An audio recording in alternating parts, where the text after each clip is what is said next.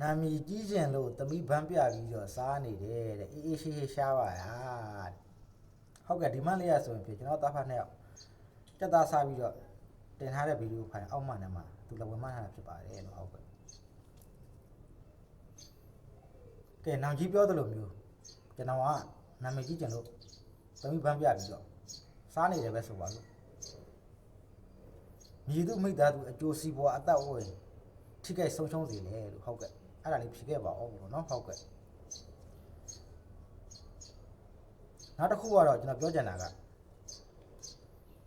နောင်ကြီးတေချာလေးလာကြည့်ပါဦးတောင်းဦးကသမီးနဲ့တွဲတယ်မှာနာမည်ရခဲ့တာလားဒါမှမဟုတ်သမီးနဲ့တွဲမတင်ခင်တစ်နှစ်ကျော်လောက်ထဲကတောင်းဦးကဆိုရှယ်မီဒီယာပေါ်မှာတောင်းဦးအားပေးတာမိတ်ဆွေတငယ်ချင်းညီကောင်မမှားတယ်အားပေးမှုနဲ့နာမည်ရခဲ့တာလားဆိုတာနောင်ကြီးတေချာလေးလာကြည့်ပါလို့နော်ကျွန်တော်ကအရင်ကနာမည်မရှိခဲ့ဘူးကျွန်တော်ကမိတ်ဆွေတငယ်ချင်းညီကောင်မမှားများအားပေးမှုနဲ့နာမည်မရှိခဲ့ဘူးကျွန်တော်သမီးနဲ့တွဲတယ်မှာကျွန်တော်ကနာမည်ရလာတာဆိုလို့ရှိရင်နောင်ကြီးတို့ကျွန်တော်ဘယ်လောက်များပြောကြမယ်မသိဘူးနော်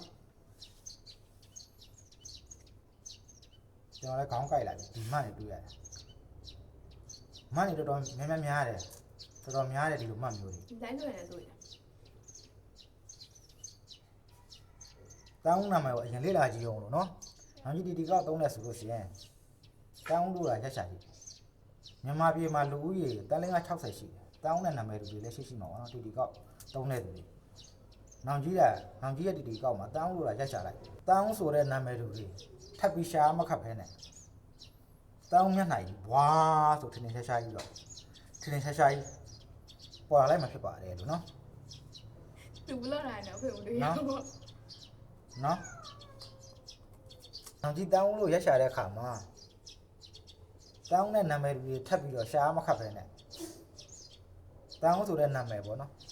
တောင်းဆိုတဲ့ဒီမျက်နှာကြီးဘွားဆိုပေါ်လာလိုက်မယ်လို့နော်တက်လာသိလားသေချာလေးလာကြည့်ပါအောင်လို့နော်ကျေးဇူးပါလို့နော်အခုလိုမျိုးကျွန်တော်ရဲ့စားတော့ဖိုင်မှန်းနဲ့မှလည်းဝင်မှတ်မိတဲ့အတွက်ဟုတ်ကဲ့မလပလိန်နာလေဟုတ်ကဲ့ကျေးဇူးပဲဟုတ်ကဲ့